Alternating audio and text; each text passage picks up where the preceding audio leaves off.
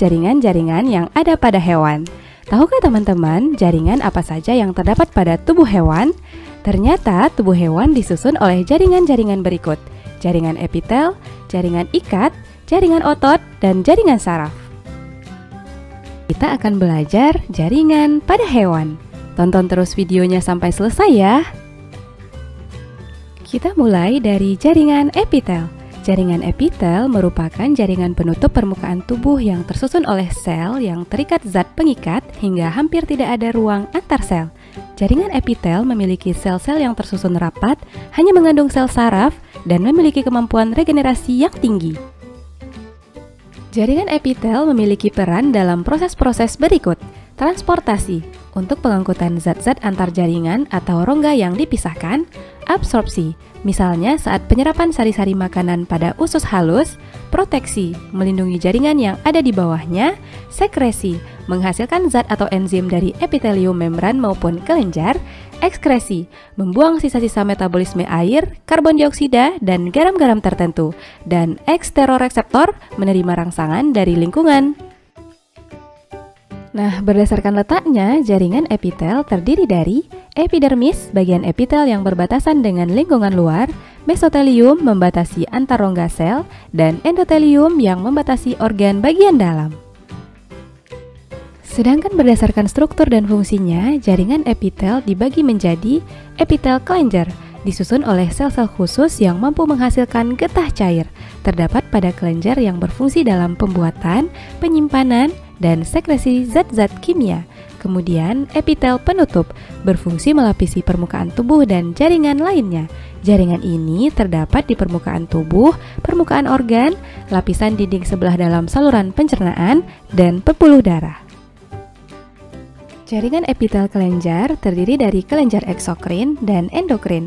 Kelenjar eksokrin adalah kelenjar yang menyalurkan sekret atau getah cairnya ke permukaan tubuh. Disebut juga sekresi eksternal. Hasil sekresi ini disalurkan ke permukaan tubuh melalui suatu saluran yang bentuknya bermacam-macam, seperti lurus, bergelung, atau bercabang. Sekret yang dikeluarkan berupa cairan jernih yang mengandung enzim. Contoh kelenjar eksokrin adalah pankreas, kelenjar ludah, kelenjar lambung, kelenjar susu, dan kelenjar keringat.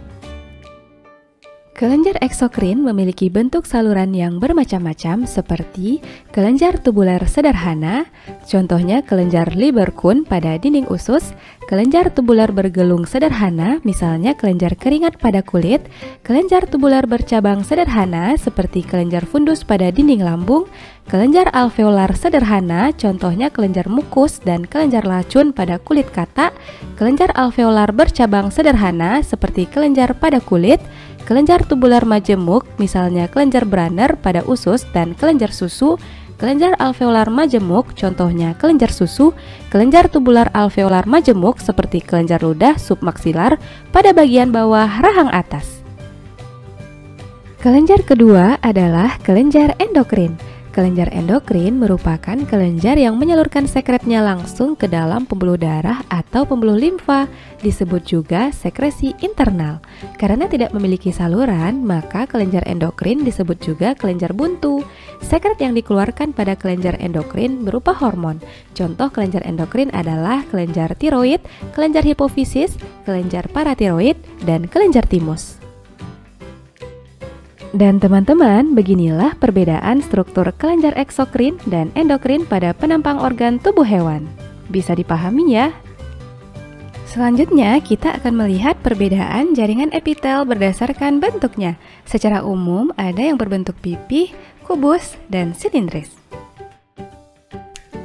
Sedangkan berdasarkan jumlah lapisannya, jaringan epitel terdiri dari dua kelompok, yaitu epitel simplex dan epitel kompleks. Epitel simplex hanya terdiri dari satu lapis sel saja. Bentuknya dapat berupa epitel pipih selapis, kubus selapis, silindris selapis bersilia, dan silindris berlapis semu. Sedangkan epitel kompleks tersusun atas beberapa lapisan sel, bentuknya berupa pipih berlapis, kubus berlapis, silindris berlapis, dan transisional. Semua bentuk epitel ini memiliki karakter dan fungsinya masing-masing.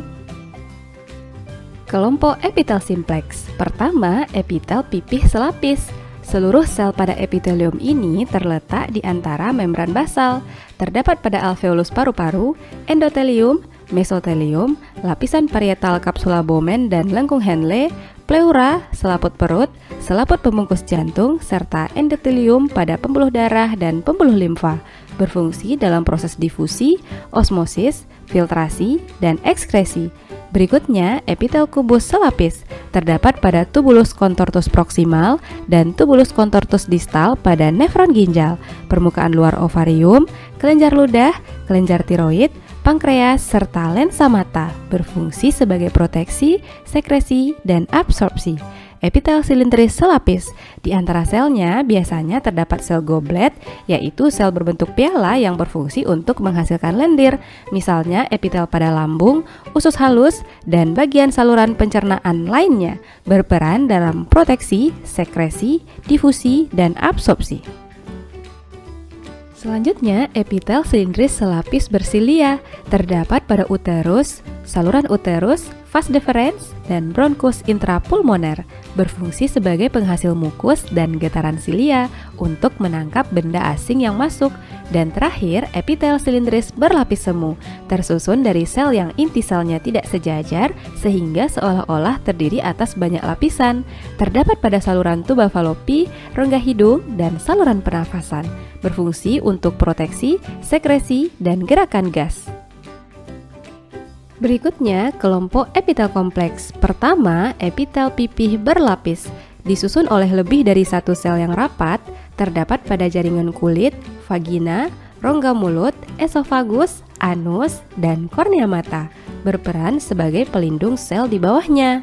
Epitel kubus berlapis terdapat pada kelenjar keringat dan kelenjar minyak.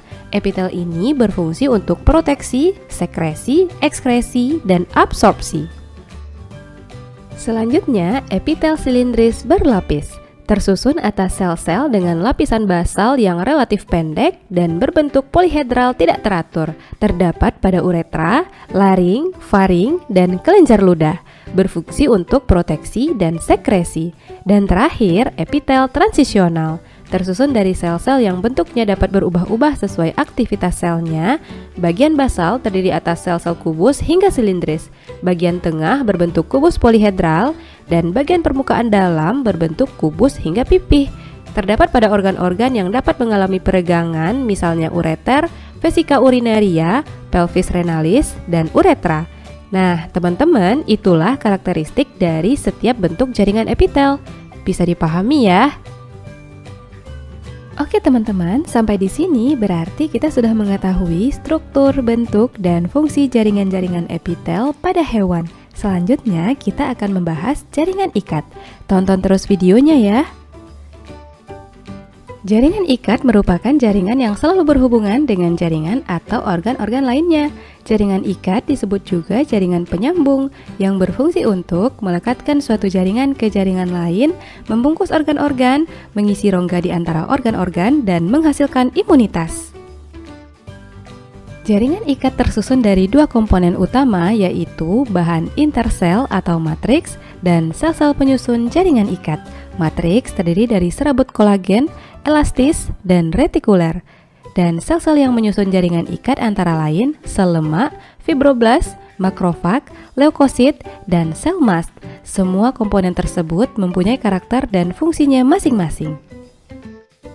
Serabut kolagen berwarna putih, daya renggang tinggi, dan elastisitas rendah. Misalnya tendon. Serabut elastis berwarna kuning, daya elastisitas tinggi, misalnya pada bantalan lemak, pembuluh darah, dan ligamen. Serabut retikuler berbentuk jaring, elastisitas rendah dengan bahan penyusun yang sama dengan kolagen namun lebih tipis, berfungsi menghubungkan jaringan ikat dengan jaringan lain, misalnya pada sistem saraf. Pada sel penyusun terdapat fibroblast yang merupakan protein berbentuk serat sebagai bahan pembentuk matriks jaringan ikat. Makrofag bertugas memakan kuman atau zat asing yang masuk ke dalam jaringan. Terdapat di dekat pembuluh darah. Makrofag juga berperan dalam fagositosis dan pinositosis. Sel mast berfungsi sebagai penghasil heparin untuk pembekuan darah dan histamin sebagai peningkatan permeabilitas kapiler darah. Sel lemak merupakan sel yang terspesialisasi untuk menyimpan lemak. dan leukosit, sel darah putih yang berperan sebagai antibodi. Berdasarkan struktur dan fungsinya, jaringan ikat dibedakan menjadi jaringan ikat biasa, terdiri dari jaringan ikat longgar dan ikat padat. Jaringan ikat dengan sifat khusus, terdiri dari jaringan tulang keras dan tulang rawan.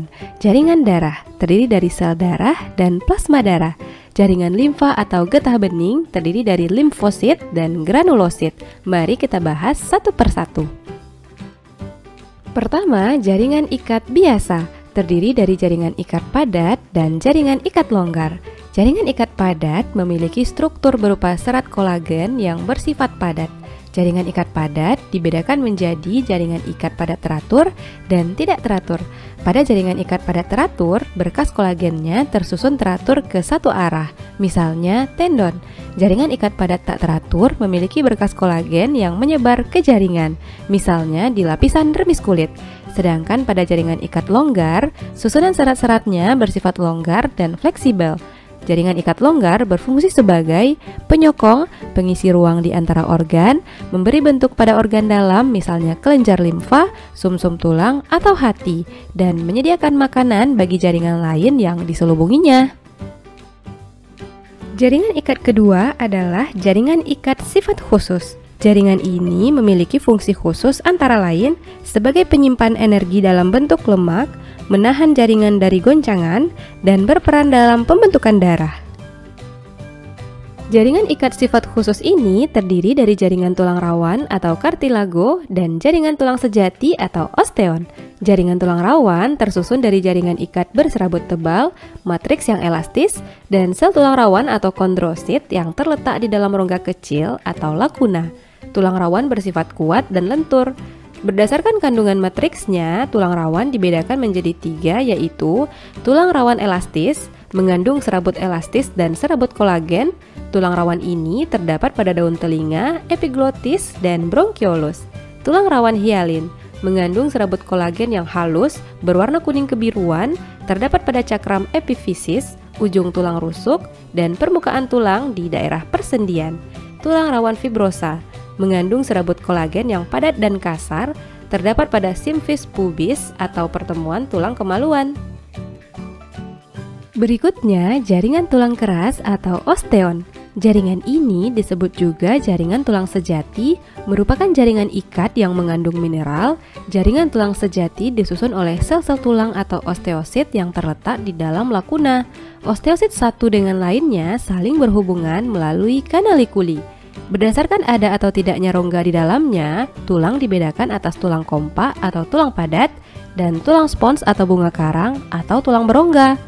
Pada tulang kompak terdapat sistem Havers. Sistem Havers ini mengandung pembuluh darah dan saraf sebagai penyuplai zat makanan untuk menghidupi tulang. Pada tulang bunga karang atau tulang spons tidak terdapat sistem Havers, tetapi terdiri dari trabekula tulang yang bercabang namun saling berhubungan satu dengan lainnya. Contoh kedua tulang ini terdapat pada tulang panjang. Kedua bonggol tulang atau epifisis terdiri dari tulang bunga karang dan bagian tengahnya merupakan tulang kompak. Sebagai tulang padat, tulang kompak terdiri dari bagian-bagian berikut. Saluran Havers atau saluran pusat berisi pembuluh darah dan saraf. Lakuna sebagai ruang tempat osteosit terletak.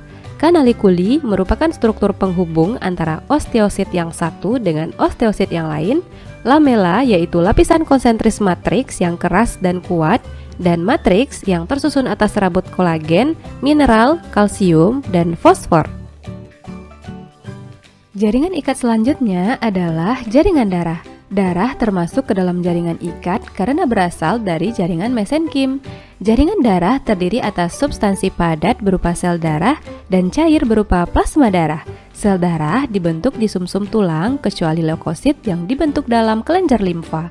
Komponen penyusun darah terdiri atas sel darah merah atau eritrosit yang berperan membawa oksigen dan karbon dioksida, sel darah putih atau leukosit melawan benda asing atau bakteri yang masuk ke dalam tubuh, keping darah atau trombosit berperan dalam proses pembekuan darah, dan plasma darah merupakan cairan yang mengandung zat anorganik misalnya ion-ion karbonat, natrium klorida, dan zat organik misalnya protein, asam amino, glukosa, dan hormon, berperan sebagai pembawa sari-sari makanan dan hormon dalam darah.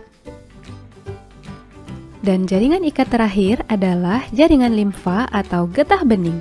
Jaringan limfa adalah cairan yang dikumpulkan dari berbagai jaringan dan kembali ke dalam aliran darah. Pada saat limfa melewati nodus limfa akan ditambahkan antibodi atau imunoglobulin. Nodus limfa dapat ditemui di dalam tonsil, limpa, timus, dan sepanjang saluran pencernaan. Komponen seluler limfa dapat berupa limfosit dan granulosit. Jaringan limfa ini berfungsi mengangkut cairan jaringan, protein, lemak, dan zat lain dari jaringan ke sistem peredaran. Nah, teman-teman, itulah 4 jenis jaringan pada jaringan ikat. Bisa dimengerti ya?